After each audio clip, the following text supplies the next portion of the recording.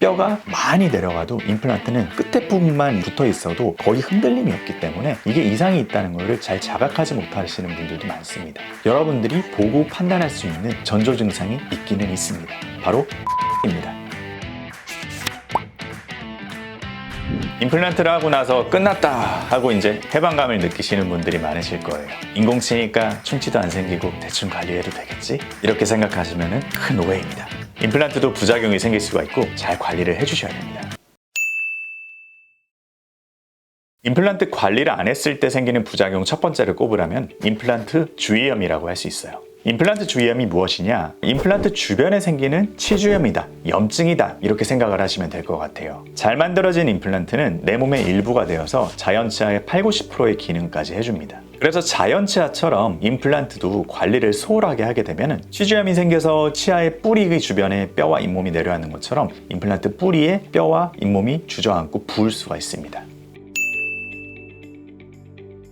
근데 제가 최근에 그 KBS에서 하는 생로병사의 비밀? 여기서 임플란트 주위염에 대해서 봤는데 그게 진짜 무섭더라고요. 한 번 생기면 잘 씹지도 못하시고 근데 이렇게 무서운 게 왜 생기는 걸까요? 크게 두 가지 정도로 생각해 볼 수가 있는데요. 첫 번째, 선천적으로 뼈가 얇고 잇몸이 건강하지 못한 경우입니다. 임플란트 주변에 뼈가 풍부하게 이제 잘 자리 잡고 있고 한 1~2mm 정도의 깊이로 잘 깊게 심겨 있다. 그리고 잇몸이 약간 말랑말랑하고 잘 움직이고 하는 이런 잇몸이 아니고 각화치은이라고 하는 딱딱한 잇몸이 있습니다. 이런 것들이 임플란트 주변에 풍부하게 있으면 이런 임플란트 주위염이 잘 안 생깁니다. 반대로 이런 것들이 없으면 임플란트 주위염이 굉장히 취약해지게 되는 거죠. 그래서 선천적으로 해부학적 구조로 인해서 이렇게 임플란트 주위염이 잘 생길 수도 있다. 그럼 이런 분들은 임플란트를 하면 안 되는 건가요? 그렇진 않습니다. 그래도 자연치아를 상실한 경우에는 이거를 회복하는 가장 좋은 방법은 아직에는 임플란트 외에는 사실 방법이 없습니다. 결국에는 본인의 상황에 맞춰가지고 꼼꼼하게 임플란트 수술을 잘해서 이런 문제가 최대한 안 생기게 만드는 거죠. 두 번째, 양치를 잘 안 하는 경우.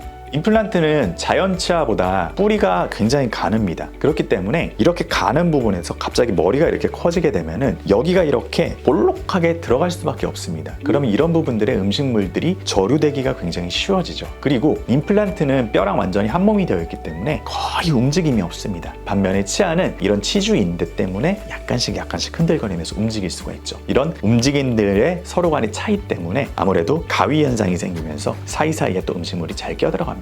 그래서 임플란트를 하신 경우에는 반드시 칫솔뿐만이 아니고 치간 칫솔이나 치실 같은 부가적인 구강위생용품을 같이 병용을 해주셔야 됩니다. 이런 것들이 잘 되지 않았을 때 임플란트 주위염이 잘 생길 수밖에 없는 거죠. 그러면 이 임플란트 부작용이 생기기 전에 전조 증상이라든지 이런 게 좀 있을까요? 임플란트는 자연치아의 가장 큰 차이점이 뭐냐면은 아까 전에 말씀드린 치주인대, 치아와 뼈를 연결을 해주는 이 인대가 있느냐 없느냐입니다.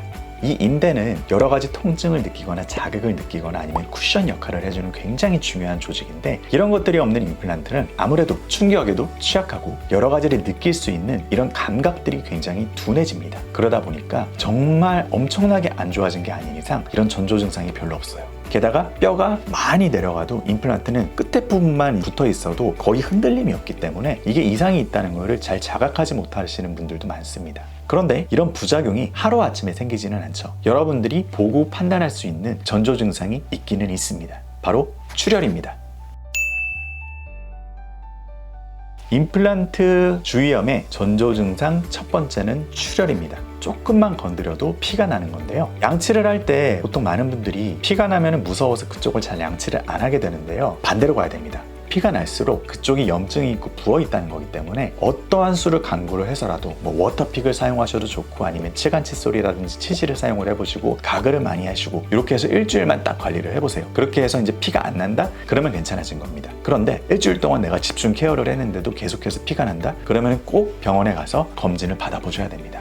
그래서 이런 여러 가지 구강위생용품을 어떻게 사용을 하는지, 양치를 어떻게 해야 되는지 이런 것들은 지난 영상을 참고를 해주세요.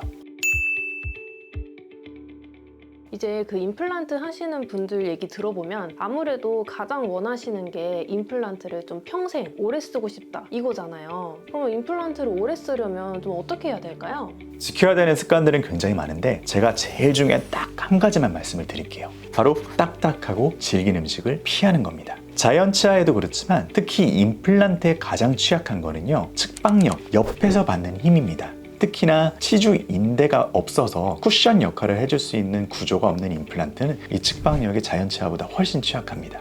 그런데 단단하거나 질긴 음식을 많이 먹게 되면 이런 임플란트가 측방력을 많이 받게 되면서 그만큼 수명이 줄어들 수밖에 없죠. 그래서 제가 이전 영상에서도 정말 마르고 닳도록 말씀드렸던 이 힘을 식단 조절을 통해서 잘 조절을 해주셔야 됩니다. 잘 만들고 잘 관리한 임플란트는 자연치아처럼 오래도록 쓸 수가 있습니다. 하지만 임플란트 또한 관리를 안 한다면 분명히 문제가 생길 수 있습니다. 임플란트 주위염이라는 무서운 병인데요. 이 전조 증상은 출혈입니다. 여러분들이 출혈이 계속해서 일주일 이상 난다면 꼭 방치하지 마시고요. 병원에 가가지고 반드시 관리를 받아보시기 바랍니다. 그래서 여러분들 제가 말씀드린 방법으로 식단 관리도 조금씩 해보시고 관리 잘 하시면서 임플란트 하신 거 고생해서 하셨으니까 오래오래 잘 쓰셨으면 좋겠습니다.